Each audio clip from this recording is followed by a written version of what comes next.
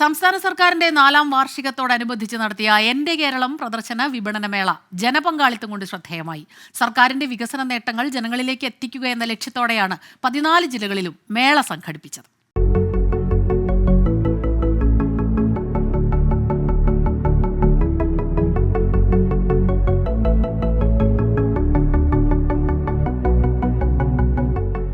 ഇടത് സർക്കാർ സംസ്ഥാനത്തെത്തിച്ച വികസന പരിണാമത്തിന്റെ കണ്ണാടിയാണ് മേളയെന്ന് മന്ത്രി വി ശിവൻകുട്ടി വിശേഷിപ്പിച്ചു. മേളയ്ക്ക് വിവിധ ജില്ലകളിൽ നിന്ന് ലഭിച്ചത് വൻ സ്വീകാര്യതയാണ്.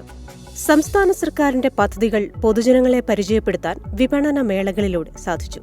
മെയ് മാസം 17 മുതൽ 23 വരെ സംഘടിപ്പിക്കുന്ന ഈ പ്രദർശനം പിണറായി വിജയൻ സർക്കാർ 10ാം വർഷത്തിലേക്ക് കടക്കുമ്പോൾ ജനതയ്ക്കുള്ള സമ്മാനം കൂടിയാണ്.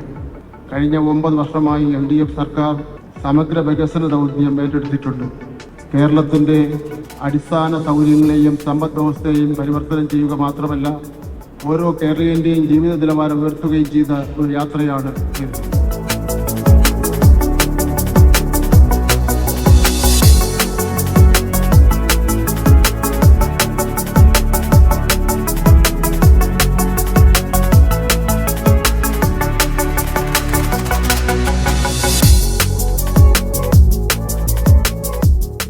വിവിധ വകുപ്പുകളുടെയും പൊതുമേഖലാ സ്ഥാപനങ്ങളുടെയും ഉൾപ്പെടെ 200-ലേറെ സ്റ്റോളുകൾ പറഞ്ഞത് സർക്കാരിന്റെ 9 വർഷത്തെ നേട്ടങ്ങളുടെ നേർക്കാഴ്ച.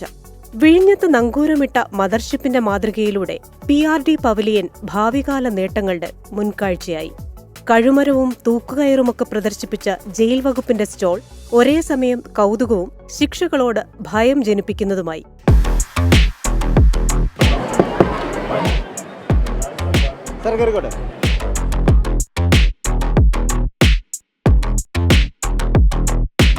സാറേ, എന്താണ് ജയിൽ എന്താണ് ഇവിടുത്തെ ക്രമീകരണങ്ങളൊക്കെ?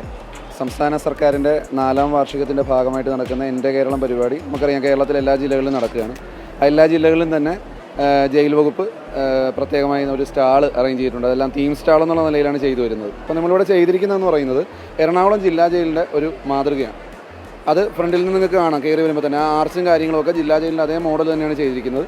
അതുകൂടാതെ തന്നെ നമ്മളിവിടെ ഒരുക്കിയിരിക്കുന്നതെന്ന് പറയുന്നത് ഒരാൾക്ക് കിടക്കാവുന്ന ഒരു സെല്ലിൻ്റെ ഒരു ഏകദേശം മാതൃകയാണ്.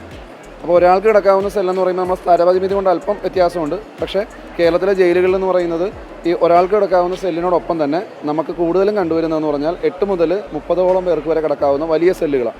അപ്പോൾ അങ്ങനെ വന്നു കഴിഞ്ഞാൽ അയാൾക്ക് എന്തൊക്കെ സൗകര്യങ്ങളാണ് കൊടുക്കുന്നത്? ഒരു പായ, 2 പ്ലേറ്റ്, ഒരു മൊന്ത, ഒരു ഗ്ലാസ്, ആ പായയിൽ വിരിച്ചു കിടക്കാൻ കട്ടിയുള്ളൊരു വിളിപ്പ്, ജമുക്കാളോ എന്ന് പറയും. ലെഫ്റ്റ് സൈഡിലായിട്ട് ലൈബ്രറി സൗകര്യം കൊടുക്കുന്നുണ്ട്. എറണാകുളം ജില്ലയിലെ സംബന്ധിച്ച് ഏകദേശം ഒരു 20-25,000 ബുക്സിന് മേളിലുള്ള വളരെ വിപുലമായൊരു ലൈബ്രറി സൗകര്യമുണ്ട്.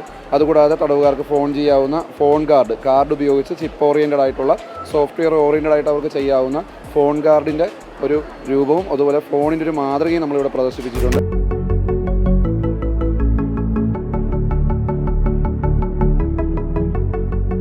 രാവിലെ 10 മുതൽ രാത്രി 9 വരെ നടന്ന മേളകളിലെ ഭക്ഷ്യമേള, പുസ്തകമേള, സ്പോർട്സ് പ്രദർശനം, മിനി തിയേറ്റർ ഷോ, കാർഷിക പ്രദർശന വിപണനമേള, സ്കൂൾ മാർക്കറ്റ് തുടങ്ങി ജനങ്ങളെ ആകർഷിക്കുന്ന പല ഘടകങ്ങൾ കൊണ്ടും ശ്രദ്ധേയമായി.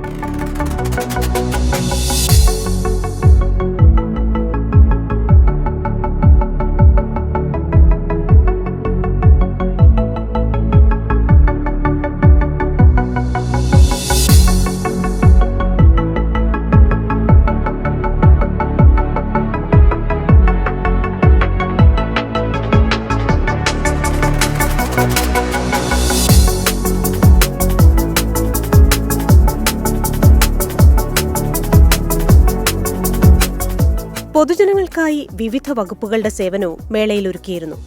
വൈകുന്നേരങ്ങളിൽ കലാസന്ധ്യയും മേള സന്ദർശിക്കാനെത്തിയവർക്ക് വിരുന്നൊരുക്കി. ഒന്നും മതം, മറ്റേത് രാഷ്ട്രീയം നോക്കുന്നോ?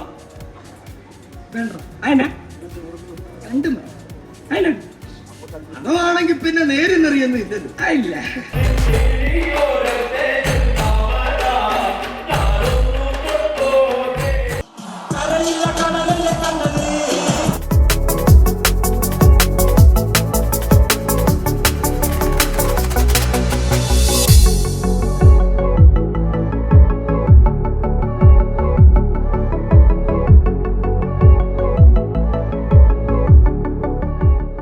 News desk 24.